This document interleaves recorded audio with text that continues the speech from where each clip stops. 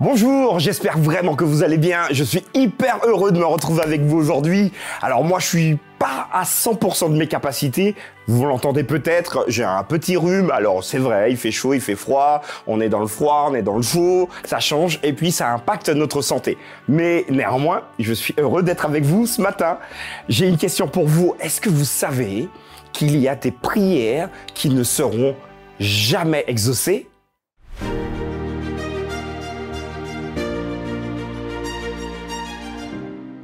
La pensée du jour se trouve aujourd'hui dans Jacques, chapitre 4, verset 3. Vous demandez et vous ne recevez pas, parce que vous demandez mal, dans le but de satisfaire vos passions. Voilà les amis, je vous le demandais il y a quelques instants de savoir, est-ce que vous étiez au courant qu'il y a des prières qui ne seront jamais exaucées? Alors, est-ce que Dieu les entend pour autant? Oui, je pense que Dieu les entend, parce que Dieu entend tout, il sait tout, il connaît tout. L'omniscience donc de Dieu.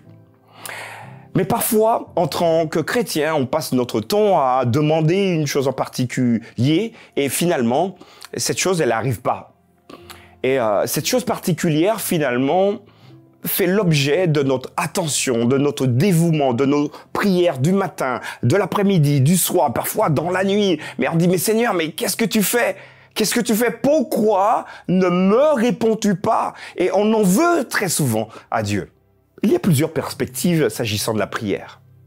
Dieu étant celui qui connaît tout et voilà, nous pouvons lui donner la première place dans nos vies. Ainsi, il pourrait nous dire, il pourrait te dire, écoute, ma réponse c'est non. Non à ta demande. Faudrait peut-être que nous écoutions parfois. Une deuxième possibilité, c'est qu'il pourrait nous dire, pas encore, ce n'est pas encore le moment. Donc, attends. Ou il peut carrément dire oui, très bien, oui, tout de suite. Mais l'objet de notre réflexion aujourd'hui, c'est de comprendre qu'il y a des prières qui ne seront jamais exaucées. Donc, il n'y a pas de non, il n'y a pas non plus de pas encore, mais il n'y a pas non plus de oui. C'est Jacques qui va nous interpeller.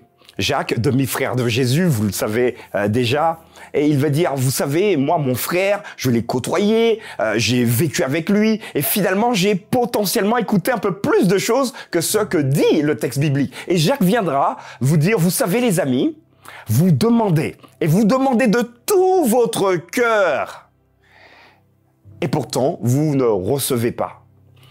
Quelle en est donc la raison principale? Et Jacques va le dire parce que vous demandez mal. Ah oui? Non, mais on m'a appris comment il faut prier. Je sais prier, Jacques. Je sais dire Seigneur, notre Dieu, puisque je m'adresse à lui. Et à la fin de la prière, on m'a surtout appris, il faut dire au nom de Jésus. Donc, dans le canevas, je suis parfait. Ma prière est impeccable. Et Jacques va nous dire encore une fois, non, vous demandez mal. Pas que votre formulation soit mauvaise, mais l'objet même qui vous pousse à prier n'est pas le bon, dans le but de satisfaire vos passions. Voilà donc les prières qui ne seront jamais exaucées. À partir du moment où, alors les passions ici sont connotées négativement, hein, donc c'est pas la passion, je vais prendre un exemple, celui qui est passionné de piano et qui veut vraiment apprendre le piano pour, par exemple, parce que c'est bien hein, de le dire comme ça, accompagner son église, c'est une très belle chose. Il ne s'agit pas ici de passion dans le sens noble du terme, mais les passions c'est dans le sens finalement très humain du terme.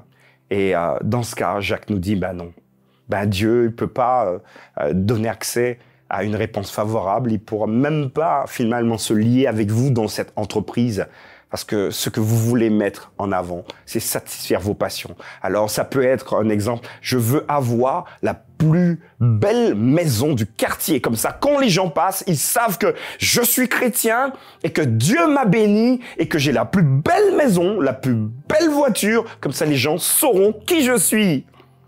Il me semble ici qu'on pourrait mettre ceci dans la tranche nos passions. N'hésitez pas à me dire ce que vous en pensez en commentaire.